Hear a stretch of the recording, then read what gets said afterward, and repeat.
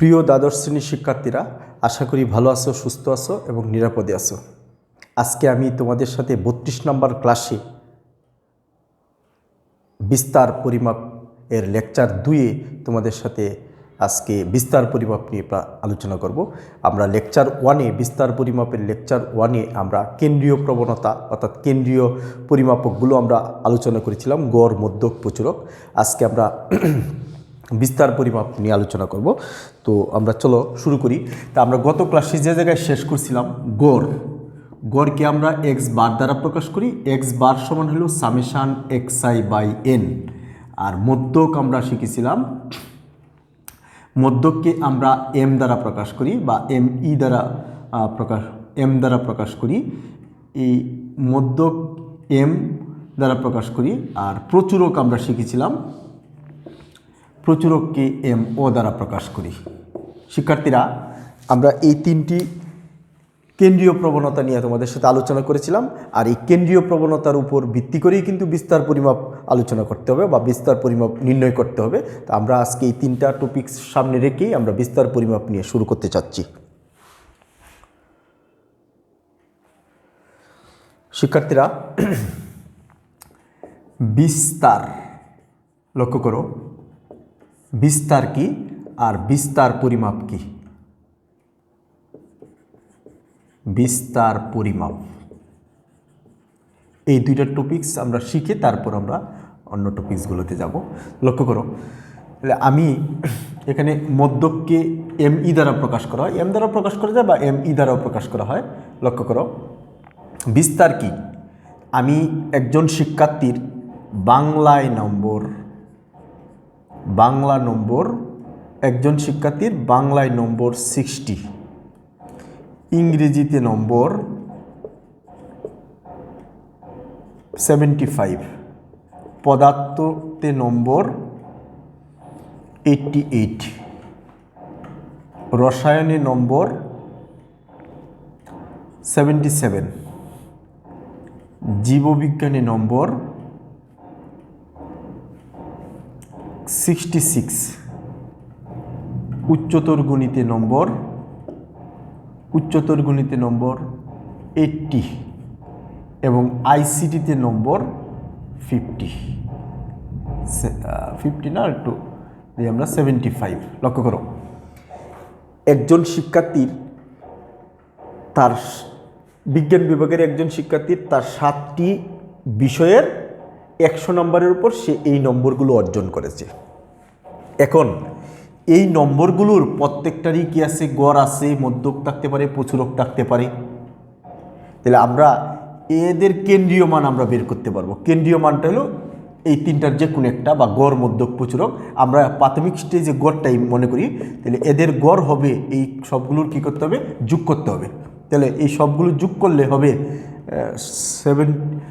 5, 11, 18, 18 8 26, 26 আর 5 31, 31 1 হাতের হলো 3, 10, 18, 18 আর 6 24, 24 আর 7 31, 31 আর 8 39, 39 আর 7 46, 46 আর 6 46 আর হলো 6 52। তাহলে বাই কয়টা সাবজেক্ট ছিল? তার 7টা সাবজেক্ট ছিল। তাহলে আমরা এই একজন শিক্ষার্থীর, তার বিজ্ঞান বিভাগের একজন শিক্ষার্থীর 7টি বিষয়ের যে 7টি নম্বর পেয়েছে তার আমরা গড় বের করছি। নম্বরগুলোর সমষ্টি বাই মোট বিষয়ের সংখ্যা বা মোট তত্ত্ব সংখ্যা ভাগ করলে হবে 52কে ভাগ করলে 7 7 49, 49 থাকবে 3 31, 4 7 28, 4 7 28, 4 7 28 থাকবে কত? 3.4 4 4 7 28 20, 7 দুগুণে 14, 7 দুগুণে 14 6, এরকম মনে করো। তার গড় নম্বর হইল 74.42, মানে 74.42। এটা হলো তার গড়। এই গড় থেকে এই তত্ত্বটা কি ব্যবধানে আছে? অর্থাৎ 74.42 থেকে 60-এর ব্যবধান হবে 14.42, 75 থেকে এটার ব্যবধান হবে পয়েন্ট কত, 75 থেকে এতর ব্যবধান 0.58, 88 থেকে এর ব্যবধান, 88 থেকে এর ব্যবধান হবে 13.58, 77 থেকে এর ব্যবধান হবে 77 থেকে এর ব্যবধান হবে 2.58, 66 থেকে এর ব্যবধান হবে 66 থেকে এর ব্যবধান হবে 8.42, 80 থেকে এর ব্যবধান হবে 5.58, 75 থেকে এর ব্যবধান হবে 0.58। শিক্ষার্থীরা একটু ভালোভাবে লক্ষ্য করো, কারণ আমাদের বিস্তার পরিমাপগুলো তো ক্যালকুলেটর ব্যবহার করতে হয়। আমার কাছে ক্যালকুলেটর নাই, যে কারণে আমি মুখে মুখে যুগবিগগুলো করতেছি, যে কারণে একটু সময় বেশি লাগছে। লক্ষ্য করো, আমরা বিস্তার বলতে কি বুঝি? আমাদের ক্লাসটার নাম হলো বিস্তার পরিমাপ। আমরা বিস্তার বলতে কি বুঝি? তাহলে একজন বিজ্ঞান বিভাগের শিক্ষার্থীর 7টি বিষয়ের যে প্রাপ্ত নম্বরগুলো, 100-র মধ্যে প্রাপ্ত নম্বরগুলো আমরা তালিকা আকারে প্রকাশ করলাম। এই প্রত্যেকটাই কিন্তু এক একটি তত্ত্ব বা উপাত্ত। এই তত্ত্বগুলোর একটি গড় মান আছে, অর্থাৎ কেন্দ্রীয় মান আছে। আমরা কেন্দ্রীয় মান সম্পর্কে গত ক্লাসে শিখেছি। ওই কেন্দ্রীয় মান থেকে এগুলোর ব্যবধান আমাদের আছে, প্রত্যেকটা ব্যবধান আমরা বের করছি। এই ব্যবধানগুলোকেই বলা হবে কি? উপাত্তের বিস্তার বা শুধু বিস্তার। ঠিক আছে, অর্থাৎ এই উপাত্তগুলোর কি হবে? বিস্তার। তাহলে কেন্দ্রীয় মান থেকে এর ব্যবধানটা কি বলা হবে? বিস্তার। অথবা এই প্রাপ্ত যে মানগুলো ছিল সেই মানগুলোর ব্যবধানকেও তার কি বলতে পারি? আমরা বিস্তার বলতে পারি। যেমন বাংলা আর ইংরেজির যে ব্যবধান 15, এটাও তার একটি বিস্তার। বাংলা আর পদার্থের মধ্যে 28, এটাও তার একটা বিস্তার। 75 ইংরেজিতে, আর পদার্থে পাইছে 88, এখানে 13, এটাও তার কি হবে? বিস্তার। তাহলে এইভাবে আমরা বিস্তার বলতে আমরা বুঝবো যে তত্ত্বগুলোর সাথে অন্য তত্ত্বগুলোর বা উপাত্তগুলোর যে ব্যবধান, সেটাই হবে তার বিস্তার। অথবা কেন্দ্রীয় মানের সাথে তত্ত্বগুলোর যে ব্যবধান, সেটাই হবে আমাদের কি? বিস্তার। তাহলে বিস্তার একটা হলো ব্যবধান। আর বিস্তার পরিমাপটা কি? বিস্তার পরিমাপ হলো যে কোনো তত্ত্ব সারণীর গণসংখ্যা নিবেশন তত্ত্ব সারণী হোক আর বিচ্ছিন্ন তত্ত্ব সারণী হোক, তার যে কেন্দ্রীয় মান হতে তত্ত্বগুলোর যে ব্যবধান পাবো, সেই ব্যবধানগুলোর যে সংখ্যার পরিমাপ আমরা নির্ণয় করব, সেই সংখ্যা পরিমাপটাই হবে কি? আমাদের বিস্তার পরিমাপ। ঠিক আছে, তাহলে আমরা লক্ষ্য করলাম যে এই তত্ত্বগুলোর কেন্দ্রীয় মান হল 74.42। এই 70.42 মানে গড় থেকে এই তত্ত্বগুলোর যে ব্যবধানগুলো আমরা বের করলাম, সেই ব্যবধানগুলো শ্রেণীকৃতও থাকতে পারে, অশ্রেণীকৃতও থাকতে পারে। অর্থাৎ গণসংখ্যার নিবেশন আকারে ওই তত্ত্বগুলো থাকতে পারে, আবার কি বিচ্ছিন্ন তত্ত্ব সারণীও থাকতে পারে। এই তত্ত্ব সারণী বিচ্ছিন্নই থাক আর গণসংখ্যা নিবেশনই থাক, ওই নিবেশনের প্রত্যেকটি তত্ত্ব থেকে গড়ের যে ব্যবধানগুলো পাবো, সেই ব্যবধানগুলো পরিমাপ করলে আমরা যে সাংখ্যিক মানটা পাবো, পরিমাপ করলে সেই পরিমাপটা কি বলা হবে? কি? বিস্তার পরিমাপ। ঠিক আছে, তাহলে এই বিস্তার পরিমাপের আমরা প্রকারভেদগুলো শিখব। যেমন বিস্তার পরিমাপের প্রকারভেদ। বিস্তার পরিমাপের প্রকারভেদ লক্ষ্য করো। এই বিস্তার পরিমাপকে প্রধানত দুই ভাগে ভাগ করা হয়েছে। একটা হলো অনপেক্ষ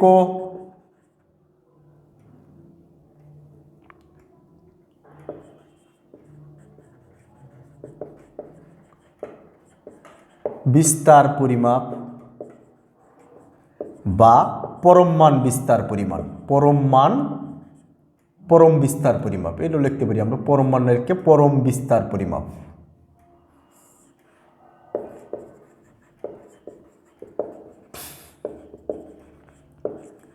পরিমাপ। দুই নম্বর হলো আপেক্ষিক বিস্তার পরিমাপ।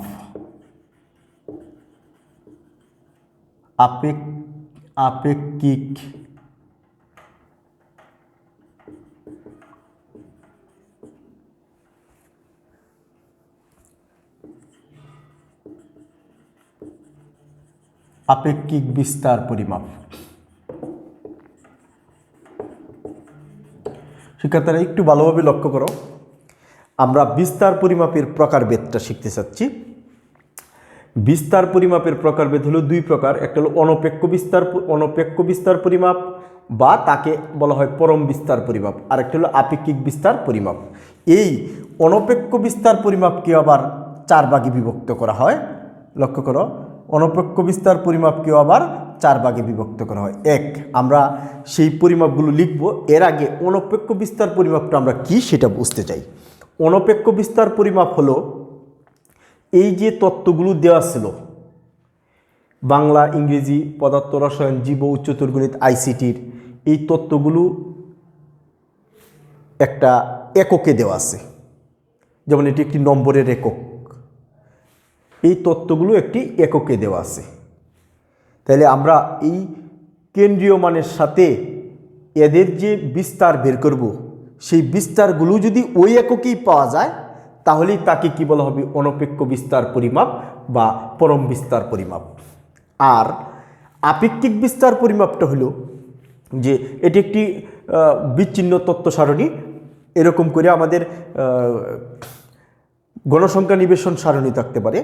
এই বিচ্ছিন্ন সারণী বা গণসংখ্যা নিবেশন সারণীর যে তত্ত্বগুলো দেওয়া থাকবে, সেই তত্ত্বগুলো কোনো না কোনো এককে দেওয়া থাকবে। এখানে আমরা সেগুলো নম্বর একক প্রকাশ করতেছি। হয়তোবা ছাত্রদের উচ্চতা হইতে পারে, বয়স হইতে পারে, এরকম বিভিন্ন এককের থাকতে পারে। এই তত্ত্বগুলো যে এককেই থাক, তাদের একটা কেন্দ্রীয় মান আছে। কেন্দ্রীয় মানটাও কিন্তু একটা এককে আসবে।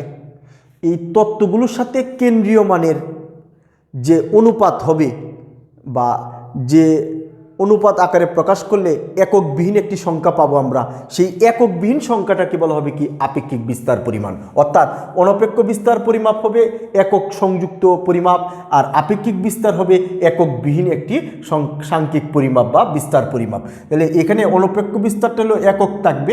এককটা কি? যদি আমরা তত্ত্বগুলো সেন্টিমিটারে থাকে বা ইঞ্চিতে থাকে, তাহলে তার বিস্তার পরিমাপটাও কী পাবো? আমরা ইঞ্চিতে পাবো। আর আপেক্ষিক বিস্তারটা যদি তত্ত্ব সারণীগুলো ইঞ্চিতে থাকে, তার কেন্দ্রীয় মানটাও কি থাকবে? ইঞ্চিতে থাকবে।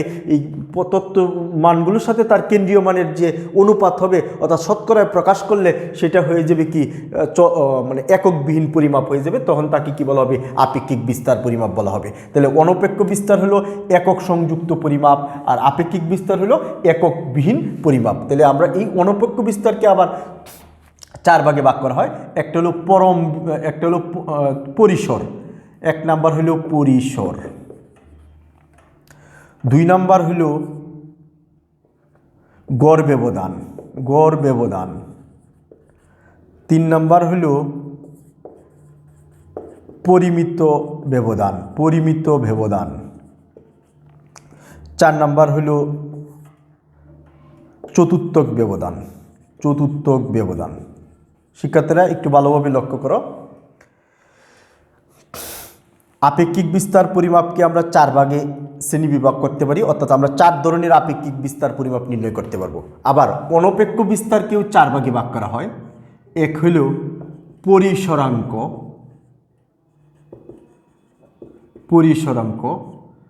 2 হইল যেমন পরিসর তার শতকরায় প্রকাশ, অর্থাৎ পরিসর একটা একক সংযুক্ত সংখ্যা পরিমাণ বিস্তার, আর এই পরিসরাঙ্কটা হবে এককবিহীন একটি বিস্তার পরিমাপ। ঠিক আছে? পরিসরাঙ্ক। 2 নম্বর হবে এখানে গড় ব্যবধান, এটা হবে গড় ব্যবধানাঙ্ক।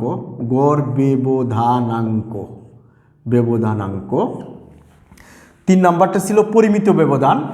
এরই আরেকটা এর পার্সেন্টেজটা হয়ে যাবে, এর পার্সেন্টেজ বা সংখ্যা এককবিহীন পরিমাপটা হবে 3 নাম্বার। এককবিহীন পরিমাপটা হবে বিভেদাঙ্ক। 4 নাম্বারটা ছিল চতুর্থক ব্যবধান।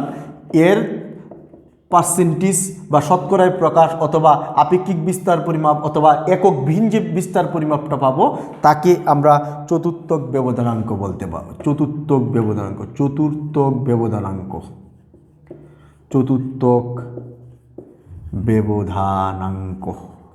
ক্লিয়ার বিষয়টা? এখন এইগুলোর ইংরেজি নামগুলো আমাদের একটু জানতে হবে। আমরা এখানে বাংলায় 60 নাম্বার একটু লিখে রাখি। হ্যাঁ, পরিসরের ইংরেজি হলো রেঞ্জ, RANGE, রেঞ্জ। গড় ব্যবধানের ইংরেজি হলো মেইন ডিভাইশন, MA মেইন ডিভাইশন।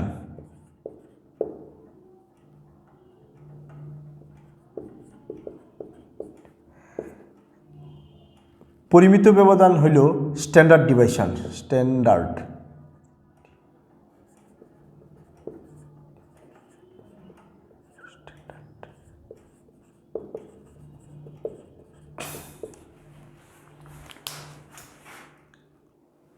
লক্ষ্য করো, চতুর্থক ব্যবধান এন স্ট্যান্ডার্ড বানানটা STAN, হ্যাঁ, চতুর্থক ব্যবধান হলো কোয়াট্রিল, QUARITL,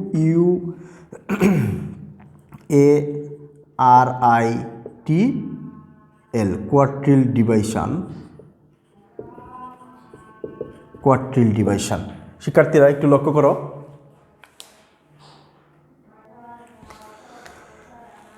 কোয়াট্রিল ডিভিশন। হ্যাঁ, এবার লক্ষ্য করো, এই আপেক্ষিক বিস্তার 4 ধরনের। একটা হলো পরিসর, তাকে ইংরেজিতে বলা হয় রেঞ্জ। গড় ব্যবধান, তাকে বলা হয় মেইন ডিভিশন। এই গড় ব্যবধানকে সংক্ষেপে MD দ্বারা প্রকাশ করা হয়, আর পরিসরকে সংক্ষেপে R দ্বারা প্রকাশ করা হয়, আর পরিমিত ব্যবধানকে সংক্ষেপে SD দ্বারা প্রকাশ করা হয়, আর চতুর্থক ব্যবধানকে সংক্ষেপে QD দ্বারা প্রকাশ করা হয়। তা আমাদের এই সংক্ষেপ নামগুলো কিন্তু খুবই গুরুত্বপূর্ণ, কারণ আমরা যখন অঙ্ক করব তখন এই নামগুলো আমাদের কি প্রয়োজন হবে। এবং SD বলতে আমরা কি বুঝবো, QD বলতে কি বুঝবো, MD বলতে আমরা কি বুঝবো, পরিসর বলতে আমরা কি বুঝবো, সেগুলো আমাদের ওই সংক্ষেপের যে চিহ্নগুলো দ্বারা বা গাণিতিক চিহ্নগুলো দ্বারা আমাদের প্রকাশ করতে হবে। তো লক্ষ্য করো, আপেক্ষিক বা অনপেক্ষ বিস্তার পরিমাপ বা পরম বিস্তার পরিমাপ 4 ধরনের। সেই 4 ধরনের নাম লিখলাম, ইংরেজিতে নামগুলো লিখলাম এবং তাকে কী দ্বারা প্রকাশ করে সেটা লিখলাম। এখন এই পরিসরের এককবিহীন যে বিস্তার পরিমাপটা তাকেই বলা হবে কি পরিসরাঙ্ক, অর্থাৎ সেটি একটি শতকরায় প্রকাশমান হবে। তাকে বলা হয় coefficient of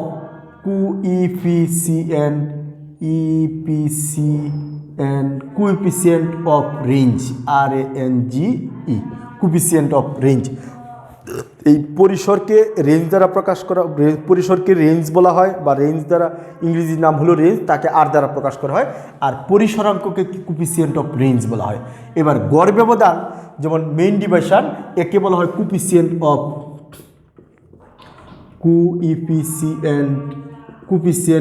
mean division,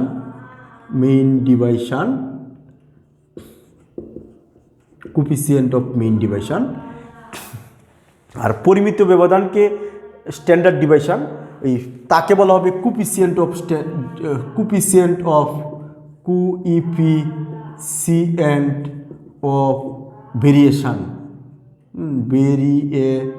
variation, coefficient of variation.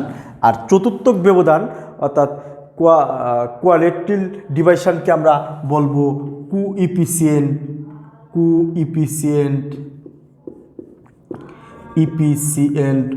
Of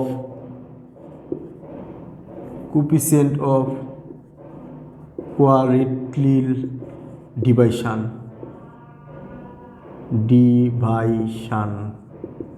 ওকে শিক্ষার্থীরা, আমাদের ইংরেজি নামগুলো খুবই গুরুত্বপূর্ণ, কারণ আমরা এই পরিমাপগুলো যখন করব তখন সংক্ষেপে এত বড় নামটা লেখা সম্ভব না, তাই সংক্ষেপে আমরা কি লিখব, CQD, CV, আর গড় ব্যবধানাঙ্ক লিখব কি CMD, আর পরিসরাঙ্ক লিখব কি CR। ঠিক আছে, তাহলে আমরা এই প্রতীকগুলো আমরা অবশ্যই শিখব। পরিসরকে R দ্বারা প্রকাশ করে, গড় ব্যবধানকে MD দ্বারা প্রকাশ করা হয়, পরিমিত ব্যবধানকে SD দ্বারা প্রকাশ করে, চতুর্থক ব্যবধানকে QD দ্বারা প্রকাশ করা হয়, পরিসরাঙ্ককে CR দ্বারা প্রকাশ করা হয়, গড় ব্যবধানাঙ্ককে CMD দ্বারা প্রকাশ করা হয়, বিভেদনাঙ্ককে CV দ্বারা প্রকাশ করা হয়, চতুর্থক ব্যবধানকে CQD দ্বারা প্রকাশ করা হয়। তো শিক্ষার্থীরা, আমরা বিস্তার পরিমাপের ক্লাসিফিকেশনটা আমরা শিখলাম। এই বিস্তার পরিমাপকে প্রধানত 2 ভাগে ভাগ করা হয়, একটা অনপেক্ষ বিস্তার পরিমাপ বা পরম বিস্তার পরিমাপ, আর হলো আপেক্ষিক বিস্তার পরিমাপ। অনপেক্ষ বা পরম বিস্তার পরিমাপটা হলো যে তত্ত্ব সারণীর যে তত্ত্বগুলো যে এককে থাকবে সেই এককেই যদি আমরা তার বিস্তার পরিমাপটা বের করতে পারি বা বিস্তার পরিমাপটা বের করি, তাহলে তাকে বলা হবে কি অনপেক্ষ বা পরম বিস্তার পরিমাপ। এই ধরনের বিস্তার পরিমাপ আমাদের 4টা আছে। একটা হলো পরিসর, যাকে ইংরেজিতে রেঞ্জ বলে, তাকে R দ্বারা প্রকাশ করে। গড় ব্যবধান ইংরেজিতে মেইন ডিভিশন, তাকে MD দ্বারা প্রকাশ করে। পরিমিত ব্যবধান ইংরেজিতে স্ট্যান্ডার্ড ডিভিশন, যাকে SD দ্বারা প্রকাশ করে। চতুর্থক ব্যবধান কোয়ালিটিল ডিভিশন যাকে কিউডি দ্বারা প্রকাশ করা হয়। আর এই অনপেক্ষ বিস্তার পরিমাপগুলো হলো এককযুক্ত পরিমাপ। আর আপেক্ষিক বিস্তারটা হলো যে তত্ত্ব সারণীর গণসংখ্যা নিবেশনী হোক আর অশ্রেণীকৃত বা বিচ্ছিন্ন তত্ত্ব সারণী হোক, তাদের যে এককটা থাকবে সেই এককবিহীন পরিমাপটা, অর্থাৎ তাদের কেন্দ্রীয় মানের সাথে তার যে ব্যবধান থাকবে, তার যে অনুপাত, ব্যবধান বলতেছি, অনুপাত হবে, সেই অনুপাতটা হবে চলক এককবিহীন একটি বিস্তার পরিমাপ। তাকেই কী বলা হবে? আপেক্ষিক বিস্তার পরিমাপ। এই বিস্তার পরিমাপটাও 4 ধরনের হয়। একটা হলো পরিসরাঙ্ক, যাকে কোফিসিয়েন্ট অফ রেঞ্জ, তাকে সিআর দ্বারা প্রকাশ করা হয়। গড় ব্যবধানাঙ্ক, কোফিসিয়েন্ট অফ মিন ডিভিশন, তাকে সিএমডি দ্বারা কী করা হয়? প্রকাশ করা হয়। আর বিভেদনাঙ্ককে কোফিসিয়েন্ট অফ ভেরিয়েশন, যাকে সিবি দ্বারা প্রকাশ করা হয়। চতুর্থ ব্যবধান হলো কোফিসিয়েন্ট অফ কোয়ালিটিল ডিভিশন, যাকে সিকিউডি দ্বারা কী করা হয়? প্রকাশ করা হয়। তো শিক্ষার্থীরা, আমরা এই 8 ধরনের বিস্তার পরিমাপ বের করব, অর্থাৎ এই 4 ধরনের বিস্তার পরিমাপ বের করব। এই 4টা বিস্তার পরিমাপ বের করে এই কেন্দ্রীয় মান দ্বারা কী করব? তার সাথে অনুপাত করব। অনুপাত করলে এই আপেক্ষিক বিস্তার পরিমাপগুলো আমরা পেয়ে যাব। তাহলে শিক্ষার্থীরা, আমরা শ্রেণী বিভাগটা দেখলাম। আজকে আমরা প্রথম দিনে পরিসর সম্পর্কে আলোচনা করব। এভাবে ধারাবাহিকভাবে পরের ক্লাসগুলোতে আমরা লক্ষ্য করব পরিসর কি।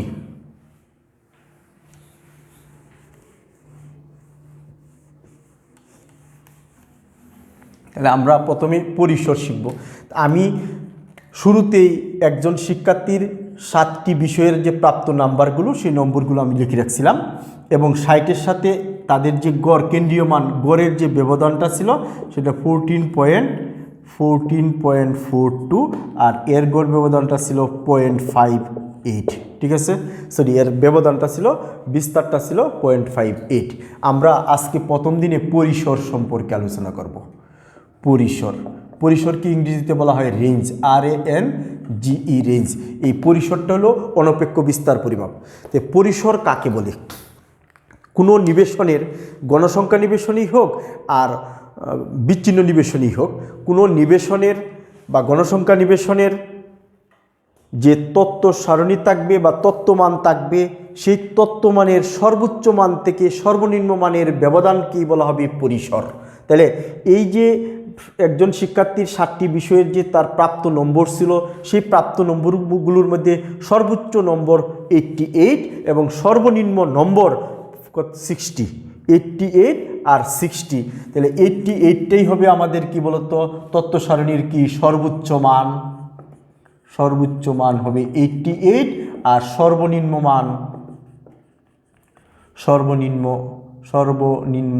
মান কত থাকবে? 60। তাহলে এই সর্বোচ্চ মান আর সর্বনিম্ন মানের যে ব্যবধান, সেই ব্যবধানটাকে কি বলা হবে? পরিসর, যাকে কি দ্বারা প্রকাশ করা হয়? আর দ্বারা প্রকাশ করা হয়। সর্বোচ্চ মানকে আমরা কি হাইয়েস্ট মান বলতে পারি, আর সর্বনিম্ন মানকে আমরা কি লোয়েস্ট মান বলতে পারি। অর্থাৎ আর ইজিক্যাল টু এইচ মাইনাস কত? এল। এইচ এর মান হলো 88 আর এল এর মান হলো 60, ইকুয়াল কত? 26। তার মানে একজন শিক্ষার্থীর যে তার বিজ্ঞান বিভাগের একজন শিক্ষার্থীর 7টি বিষয়ের যে প্রাপ্ত নম্বরগুলো আছে, সেই নম্বরগুলোর পরিসর হলো 26। এটিও একটি কিন্তু কি অনপেক্ষ বা পরম বিস্তার পরিমাপ। ঠিক আছে, তাহলে আমরা পরিসর এভাবে বের করলাম। লক্ষ্য করো, এখন যদি এরকম থাকতো, শ্রেণীকৃত থাকতো বা গণসংখ্যা নিবেশন থাকতো, যে আমরা মনে করলাম একটা তত্ত্ব সারণী যেটা হলো শ্রেণীকৃত আকারে আছে। শ্রেণীকৃত আকারে থাকলে যে 2000 থেকে 5000 টাকা বেতন পায়, হ্যাঁ, এখানে হলো গণসংখ্যা 2000 থেকে 5000 টাকা একটি তোমার শিল্প কারখানায় শ্রমিকদের বেতনের একটি তালিকা। এটি একটি পরিসংখ্যানিক তালিকা। 2000 থেকে 5000 টাকা বেতন পায় 10 জন। 5000 থেকে 5001 থেকে 7000 টাকা বেতন পায় 7000 টাকা বেতন পায় 10 জন। 7001 থেকে 7001 টাকা থেকে 10,000 টাকা বেতন পায় 10,000 টাকা বেতন পায় 25 জন। 10,001 থেকে 15,000 টাকা বেতন পায় 17 জন। 15,000 টাকা থেকে 15,001 টাকা থেকে 20,000 টাকা বেতন পায় 20,000 টাকা বেতন পায় 7 জন শ্রমিক। লক্ষ্য করো, এই যে একটি শ্রেণীকৃত তত্ত্ব সারণী দেওয়া আছে, এই তত্ত্ব সারণীটির পরিসর বের করব আমরা। তাহলে এই তত্ত্ব সারণীটির পরিসর হলো এই শ্রেণীকৃত তত্ত্বের বা গণসংখ্যা নিবেশন সারণীর প্রথম শ্রেণীর নিম্নসীমা আর শেষ শ্রেণীর উচ্চ সীমার বিগফলটাই হবে এই গণসংখ্যা নিবেশনটির কি পরিসর। তাহলে পরিসরকে আমরা কি দ্বারা প্রকাশ করি? আর দ্বারা প্রকাশ করি। আর হলো সর্বোচ্চ মান। সর্বোচ্চ মান কত আছে? তত্ত্ব সারণীর সর্বনিম্ন শ্রেণীর সর্বোচ্চ মান, সর্বনিম্ন শ্রেণীর সর্বোচ্চ মান কত আছে? 2000। এটাই হবে এইচ মাইনাস কত এল। এইচ বলতে আমরা বুঝবো কি 20,000। আর প্রথম শ্রেণীর সর্বনিম্ন মান কত আছে? 2000। তার মানে তাদের পরিসর কত আসবে? 18,000। ঠিক আছে, এটাই ছিল। এরকম করে শ্রেণীকৃত তত্ত্বের জন্য পরিসর বের করব। আর আগের যে উদাহরণটা দেখলাম সেটা হলো অশ্রেণীকৃত তত্ত্বের ক্ষেত্রে বা বিচ্ছিন্ন তত্ত্বের ক্ষেত্রে পরিসর নির্ণয়ের সূত্র। ঠিক আছে, তাহলে আমরা তাহলে এই 26টা কী হবে বলতো? 26 হবে এই ছাত্রটির কি পরিসর, নম্বরের পরিসর। সেখানে এটার একক হবে কি? নম্বর, 26 নম্বর। আর এখানে 18,000টা হবে বেতন, এটা হলো কি এককটা হবে কি? টাকা। ঠিক আছে, তাহলে এই ধরনের এককযুক্ত যে পরিমাপগুলো পাবো সেইগুলোকে বলা হবে কি? অনপেক্ষ বিস্তার পরিমাপ। ক্লিয়ার বিষয়টা? তাহলে আমরা পরিসর শিখলাম, অশ্রেণীকৃত তত্ত্বের ক্ষেত্রে শিখলাম, আবার শ্রেণীকৃত তত্ত্বের ক্ষেত্রে শিখলাম। অশ্রেণীকৃত ক্ষেত্রে হলো সর্বোচ্চ মান, তত্ত্বগুলোর সর্বোচ্চ মান আর সর্বনিম্ন মানের ব্যবধান। আর শ্রেণীকৃত ক্ষেত্রে হবে প্রথম শ্রেণীর নিম্নসীমা আর শেষ শ্রেণীর কি? উচ্চসীমা। শেষ শ্রেণীর উচ্চসীমা থেকে প্রথম শ্রেণীর নিম্নসীমাটা বিয়োগ করলে তার কি পেয়ে যাবো? আমরা পরিসর পেয়ে যাব। তাহলে শিক্ষার্থীরা আমরা পরিসর সম্পর্কে ধারণা নিলাম। এই পরিসর কিন্তু একটি এককযুক্ত রাশি বা এককযুক্ত বিস্তার পরিমাপ। তাহলে আমরা প্রথম উদাহরণটার পরিসর পাইছিলাম, আর সমান পাইছিলাম 26। তার পরিসরাঙ্ক হবে লক্ষ্য করো, পরিসরাঙ্ককে কি দ্বারা প্রকাশ করা হয়? কোফিসিয়েন্ট অফ রেঞ্জ CR দ্বারা প্রকাশ করা হয়। পরিসরাঙ্ক হলো পরিসরের সাথে তার কেন্দ্রীয় মানের কি অনুপাত। তাহলে পরিসরাঙ্ক হবে আর বাই তার এই আটটা আমরা পাইছিলাম কি? এইচ মাইনাস কত? হাইয়েস্ট মাইনাস লোয়েস্ট মান। এই হাইয়েস্ট মান আর লোয়েস্ট মানের যোগফলের সাথে তার অনুপাত। তাহলে 26 আর 20 এইচের মান কত ছিল? এইচের মান ছিল 88 আর এলের মান কত ছিল? 60। এলের মান ছিল 60। যোগ করলে হবে, এর সাথে কি লিখবো আমরা? 100%। শতকরায় প্রকাশ করব আমরা 100%। এখানে কি লিখবো? 100%। তাহলে এখানে 26 আর এখানে হবে 8 আর 28 14 148। এইকে পার্সেন্টেজ করলে যে মানটা পাবো আমরা সেইটাই হবে এই প্রথম উদাহরণটির বা অশ্রেণীকৃত তত্ত্বের কি? পরিসরাঙ্ক নির্ণয়। ঠিক আছে, তাহলে আমরা পরিসরাঙ্ক কীভাবে নির্ণয় করতে হয় সেটা আমরা কি বের করব? প্রথমে পরিসর বের করব।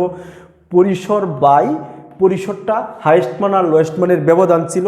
এই হাইয়েস্ট মান আর লোয়েস্ট মানের যোগফল দ্বারা কি করব? ভাগ করব, তাকে 100 দ্বারা কি করব? গুণ করব। তাহলে সেটা পার্সেন্টেজ চলে আসবে। পার্সেন্টেজ আসলেই সে কি হয়ে যাবে? একটি এককবিহীন একটি বিস্তার পরিমাপ চলে আসবে। তখন তাকে কি বলা হবে? আপেক্ষিক বিস্তার পরিমাপ বা পরিসরাঙ্ক বলে। ঠিক আছে, তাহলে আমরা এরকম পরিসরাঙ্ক বের করব আর পরিসর বের করব। তো নেক্সট ক্লাসে আমরা বিস্তার পরিমাপের গড় ব্যবধান নিয়ে আলোচনা করব। খুবই গুরুত্বপূর্ণ বিস্তার পরিমাপের মোটামুটি গুরুত্বপূর্ণ একটি ব্যবধান বা বিস্তার পরিমাপ হলো গড় ব্যবধান। সেটা নিয়ে আমাদের কালকে আগামী ক্লাসে আমরা কথা বলবো। সেই পর্যন্ত সকলেই ধন্যবাদ।